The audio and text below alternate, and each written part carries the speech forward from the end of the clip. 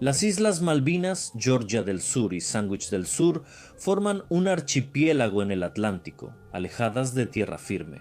650 kilómetros de las costas argentinas y más de 13.000 kilómetros de Gran Bretaña han sido objeto de disputas territoriales entre las dos naciones, hasta culminar en la Guerra de las Malvinas en 1982.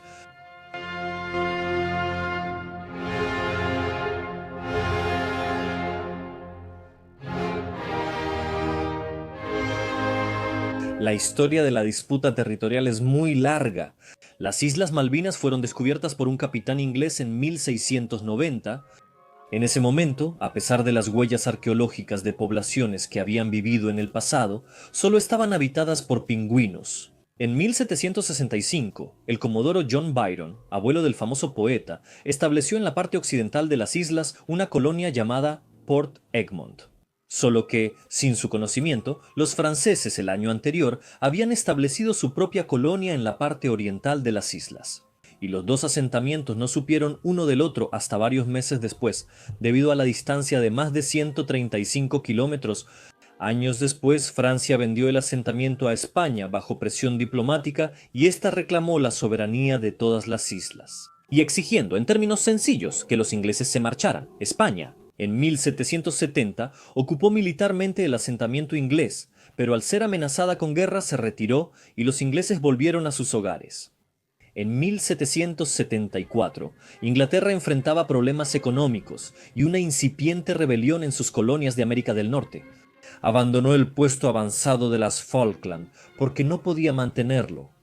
Por razones similares, España abandonó las islas en 1810. Tras el fin de las guerras napoleónicas, cazadores de ballenas y focas reconstruyeron una base en las islas como puesto comercial, reparación de barcos y almacén de provisiones. En 1828, Louis Bernet, un ciudadano argentino, abrió granjas de ganado para abastecer de carne a los barcos, y al año siguiente fue nombrado gobernador de las islas por el gobierno argentino. Gran Bretaña protestó diciendo que no tenían derecho a hacerlo, ya que las islas eran suyas, protesta que fue ignorada. Al año siguiente, Bernet arrestó a cazadores de focas estadounidenses bajo la acusación de cazar sin licencia.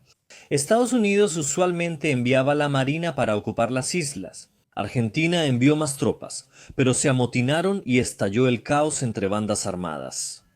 Gran Bretaña, alarmada por esta situación en las islas que consideraba propias, regresó en 1833 restableciendo el orden y la ley en la colonia. La disputa fue olvidada en los años siguientes, pero volvió a ser popular en 1941, cuando el gobierno profascista de Argentina creía que la victoria de la Alemania nazi estaba cerca.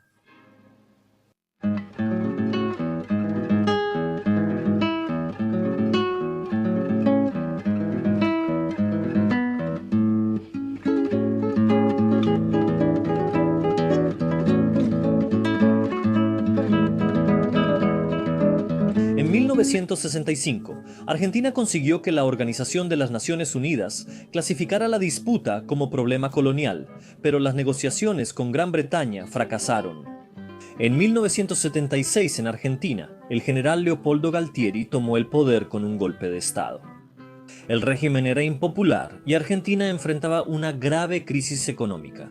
Como intento de ganarse a la población, regalando a la nación una victoria, decidió tomar posesión de las Islas Malvinas, así llamadas en español las Malvinas son argentinas, el grito de batalla. La tensión entre los dos países era muy alta y se rompieron las relaciones diplomáticas. El 2 de abril, bajo el mando del almirante Jorge Anaya, tropas argentinas desembarcaron cerca de Port Stanley y, tras breve resistencia de un centenar de soldados ingleses, ocuparon las islas. El 3 de abril otras tropas atacaron la isla de Georgia del Sur, donde había 22 soldados ingleses, que a pesar de la valiente defensa, incluso un barco cambió de rumbo debido a un solo francotirador, se vieron obligados a rendirse.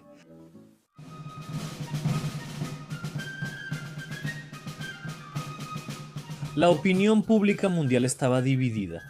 En tiempos poscoloniales, esta disputa era cuestión de orgullo inglés y de conservar unas islas casi deshabitadas. Margaret Thatcher, primera ministra inglesa, no estaba de acuerdo y este episodio podría terminar su carrera política. Estaba atrás en encuestas, pero respondió con fuerza. La Dama de Hierro ganó aquí su apodo, demostrando durante todo el curso de la crisis del conflicto gran capacidad de decisión y liderazgo. Se formó un gabinete de guerra y las fuerzas inglesas zarparon hacia el otro lado del mundo. Se reunieron 127 barcos, 43 de combate incluidos 2 portaaviones, y el resto eran mercantes y barcos de apoyo como transportes, tropas y petroleros. El 19 de abril, el His Majesty's Ship Conqueror llegó al área de operaciones. Los ingleses decidieron primero retomar Georgia del Sur por 2 razones. Primero, para tener una base de apoyo para la próxima invasión de las Malvinas. Mejor defendidas y segundo, porque habría tenido un importante impacto moral en ambos lados. La guarnición argentina de las islas no resistió mucho, y un submarino argentino que la abastecía resultó gravemente dañado en los combates. Y se rindieron el 25 de abril.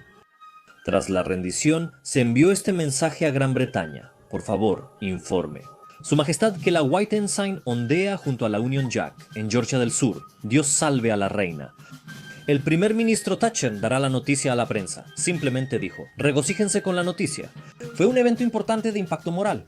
La Marina Británica, que durante siglos ha mantenido la seguridad y el orden en el imperio, estaba a la altura de la crisis.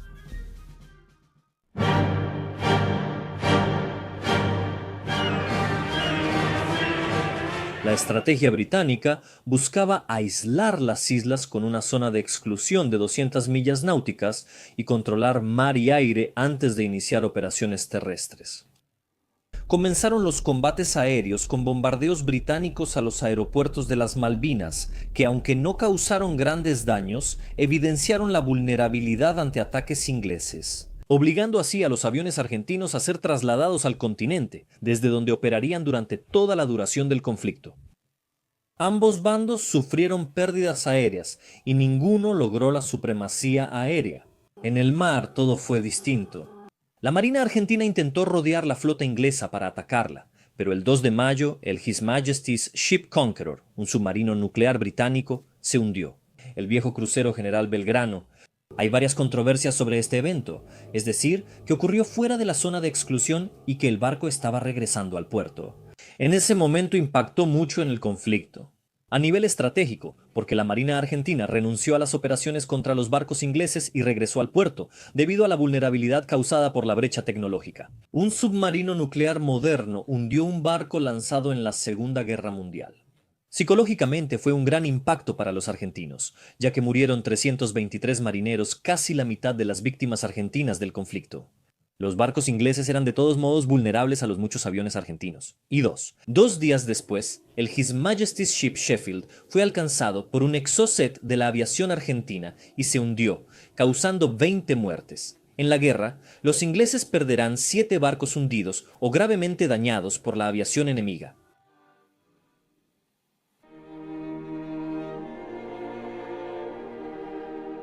A pesar de la ausencia de la planeada superioridad aérea, se decidió proceder con el desembarco de todos modos. Port Stanley tenía fuertes defensas, con unos 10.000 soldados argentinos alrededor. Los argentinos tenían una clara superioridad numérica en cuanto a las tropas terrestres, pero hay que destacar que casi todos eran reclutas con poco entrenamiento, mientras que los ingleses habían enviado tropas veteranas y profesionales. Hubo incursiones en puntos estratégicos con más fuerzas especiales del Servicio Aéreo Especial, pero el desembarco principal de las tropas británicas ocurrió alrededor de la bahía de San Carlos. La noche del 21 de mayo, 4.000 hombres de la Tercera Brigada de Comando, la principal unidad de combate de los Marines Reales británicos, desembarcan bajo el bombardeo enemigo. Para llegar a la costa, se debe cruzar un estrecho llamado Callejón de las Bombas por los muchos atacantes argentinos. Se estableció una cabeza de puente el día siguiente, mientras continuaban los ataques argentinos. Aunque tuvieron poco impacto en las tropas, hundieron 3 barcos británicos, incluido un carguero con valiosos helicópteros para transportar tropas en las islas. Por lo tanto, se tuvo que tomar la decisión de hacer marchar a las tropas durante varios días, con la mochila al hombro hasta Port Stanley. Se envió un destacamento al sur, hacia Goose Green, donde había alrededor de 1.000 soldados argentinos protegiendo la Baglia, un punto estratégico. El 27 y 28 de mayo, 500 hombres del segundo batallón de paracaidistas con artillería y apoyo naval tomaron Goose Green y capturaron a más de 900 soldados argentinos. Más al noreste, las fuerzas especiales inglesas derrotaron y capturaron a las fuerzas especiales argentinas que intentaban bloquear el camino a las tropas inglesas, que avanzando lentamente se estaban acercando.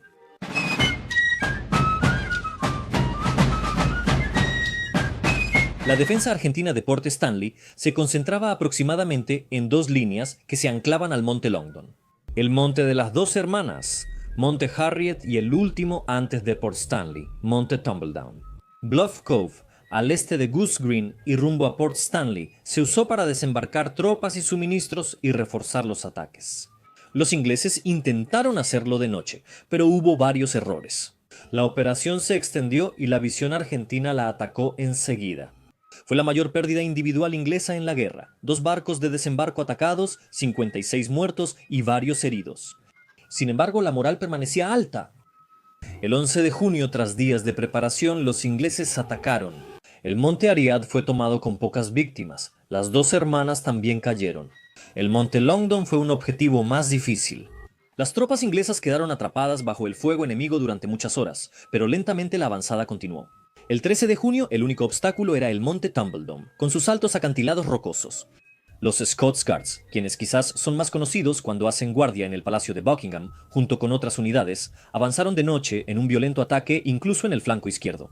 El mayor Keasley avanzó con sus hombres y bayonetas, matando a 3 soldados argentinos y recibiendo la cruz militar. Aún hubo resistencia, pero la batalla ya estaba ganada. James Riddle, soldado y músico de la Guardia Escocesa, subió a la cima y tocó una melodía compuesta y escrita en un paquete de cigarrillos. Durante la batalla,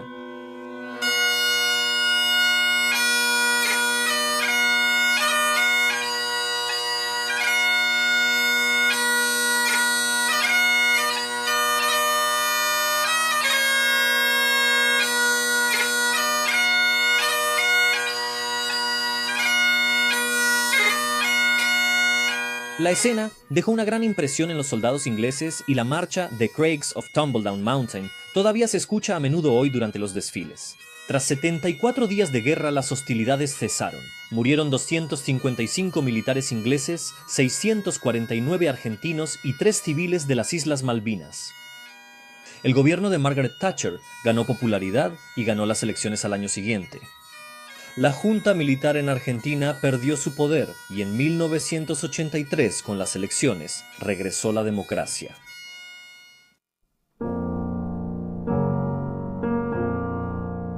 La guerra de las Malvinas todavía genera mucho interés. Militarmente es muy interesante y se estudia regularmente. Políticamente sigue viva porque es muy reciente y todavía se debate si realmente valía la pena lucharla y se discute a quién deben pertenecer las islas. Por ahora, la Union Jack sigue ondeando,